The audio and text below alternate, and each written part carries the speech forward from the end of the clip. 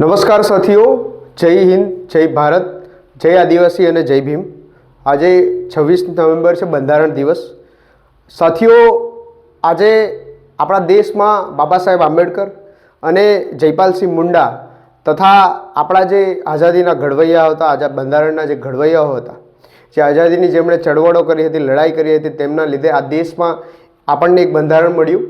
સાથીઓ, આ બંધારણ મળ્યું, પણ આજે આપણે જોઈએ તો આ બંધારણ આવ્યા પછી, આ બંધારણના અમલમાં આવ્યા પછી પણ આજે જે દેશમાં સ્થિતિ છે, ક્યાંક ને ક્યાંક જે એક વર્ગ છે એ આજે સતત કચડાયેલો છે, એક વર્ગ છે એ સતત અસુવિધાઓ ભોગવી રહ્યો છે।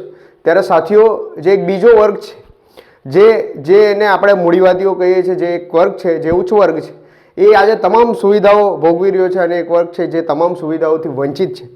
ત્યારે સાથીઓ, જે બંધારણની જે મૂળ ભાવના છે, જે મૂળ હાર્દ છે, બાબા સાહેબ આંબેડકરનો જે શબ્દ છે એ છે કે આ દેશમાં સમાનતા આવી જોઈએ, એ તમામ વર્ગમાં એ સમાનતા આવી જોઈએ। એ સમાનતા ક્યાંક ને ક્યાંક આજ સુધી આવી નથી।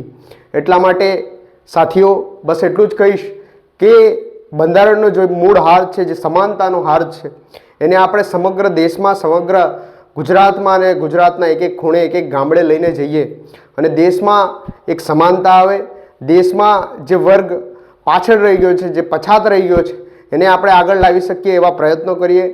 એ જ સાથે હું પોતાની વાત પૂરી કરું છું। આપ તમામને જય ભારત, જય હિન્દ, જય આદિવાસી અને જય ભીમ।